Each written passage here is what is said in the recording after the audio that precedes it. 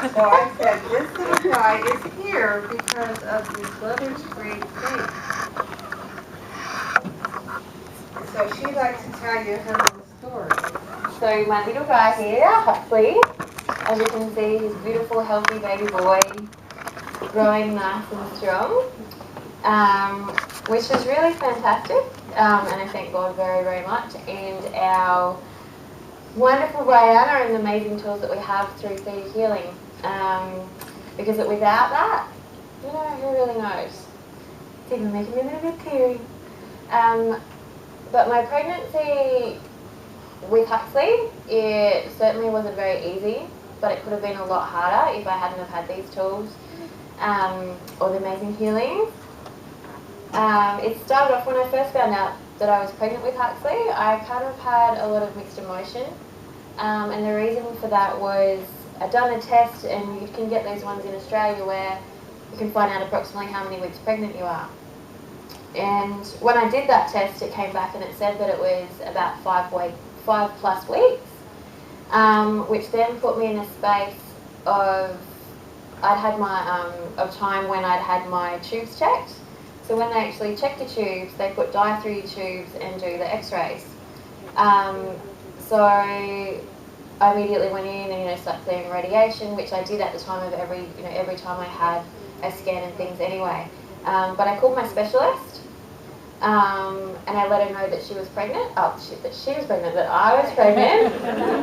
And she was very much over the moon because she'd actually just sent referrals to my GP on IVF, if I had chosen to have IVF, because I'd been seeing her because I'd had an ovarian cancer scare the year before. So my question to her was what would happen to my baby. I've had these scans done, the radiation. Is my baby going to survive? Will there be deformities? And she just advised me to get in contact with the radiologist. So I spoke with the radiologist, and he said to me, more than likely at that stage, one of two things would happen, because I still wasn't 100% if the scans were done before or after I became pregnant. And he said if I was already pregnant at that stage, that either I would miscarry, or there's a chance that my baby would also get to the full stage, just nice and perfect. So that gave me a lot of hope, and I sort of believed right from the beginning that if anything was to be going on, that he would be able to be healed. They did this 6 weeks. It was about 6 weeks, so they gave me to have a scan straight away, and you can hear his little heartbeat and stuff going on there, which was just so amazing. And then when you get to around 12 weeks, 13 weeks, I don't know about anywhere else, but in Australia they do test for Down syndrome. And so they did some blood tests on me as well as the scan. And with the scan they tested all the measurements and they checked for the fluid under their neck.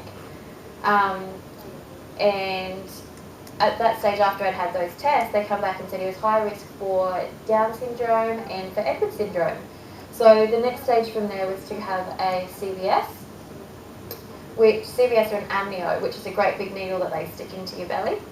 The CVS is where they go in and they take a sample of the placenta and they do the test that way. And the amnio is when they go in and they test the amnio fluid, which is surrounding the baby.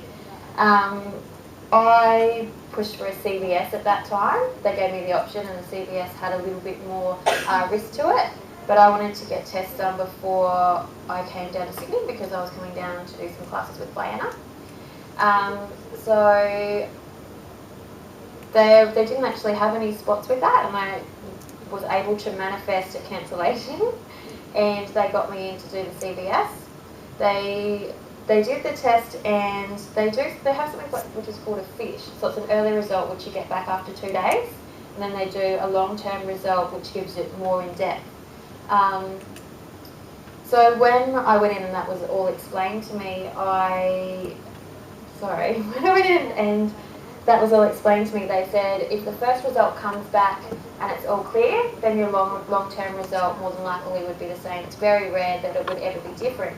But also at that time when they were explaining that stuff, before I had the CVS done, they put you through a whole lot of you go see a genetic counsellor and you talk to doctors and they ask you what you choose to do if your baby turned out that it would have problems.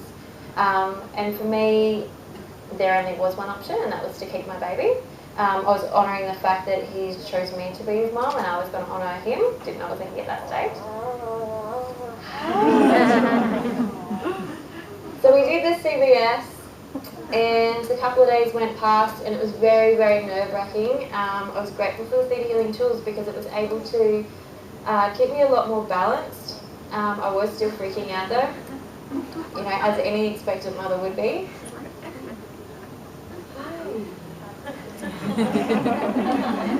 So the early results came back and they were all clear. There was no Down syndrome or Edwards syndrome, which was really exciting. I then, that same week, went on and taught an advanced and a manifesting class.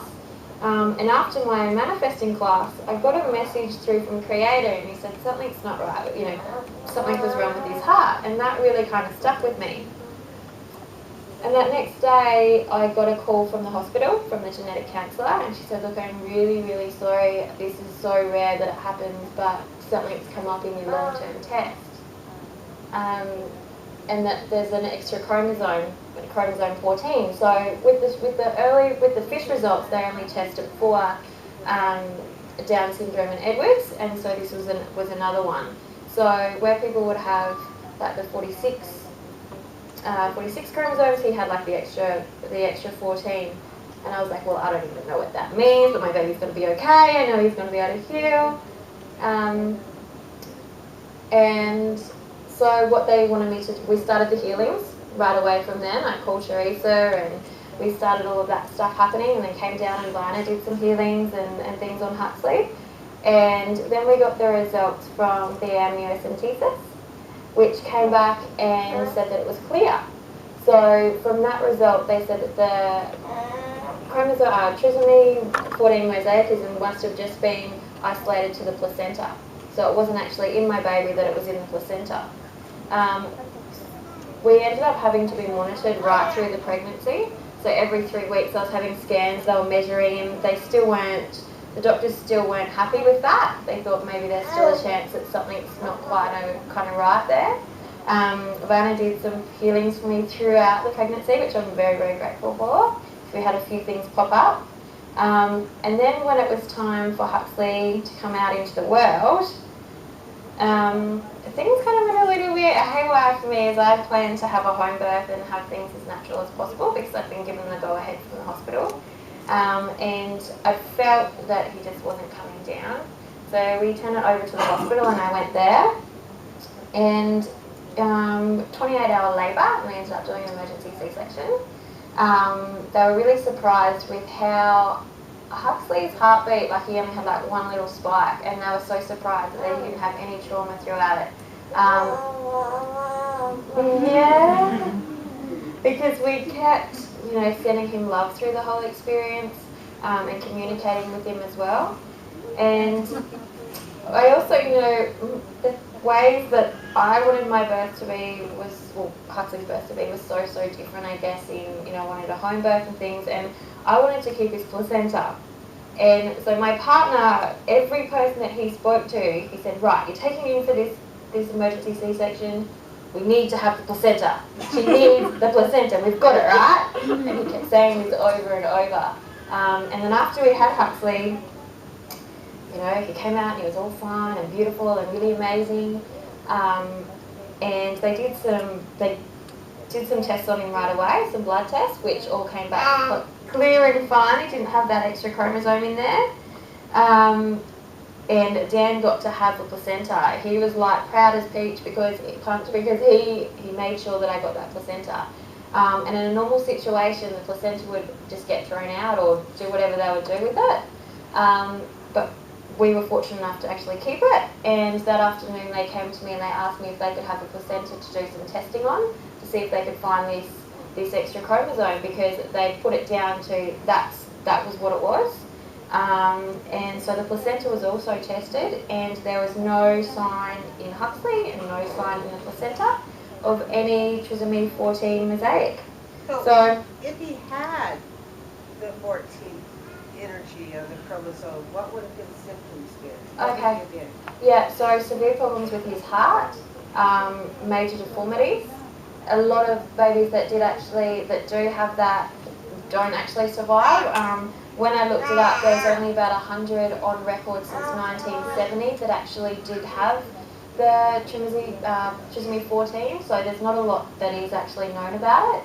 And as the mosaic, it's not like that in every cell, it's only some cells. So there may have been something with his heart and then a slight deformity or a slight, like just all very different, but just not as massive as if it had been fully. So yeah, I just feel majorly blessed. To have my little guy, he's totally perfect. No sickness, no illness, no nothing. So, and no trauma, which is really amazing. So yeah, I'm really grateful that we have these amazing tools, and you know, we got to have Huxley doesn't have that extra chromosome, and neither does his placenta, but it also helped me a lot in my process of being pregnant. I'd go into the hospital week, you know, all of those weeks, and I'd see women around me so freaked out, and because of what the hospital told them, whereas I put it out there that I didn't want to hear any statistics because I had my own beliefs in my heart, and yeah, I wanted to stick with that. He's 8 months now. Yeah. Yeah, thank you. I've still got the placenta. It's actually in my mum's freezer at the moment. She says, when are you going to bury this thing? And I'm like, I'll let you know. Yeah, so. Well, that is wonderful.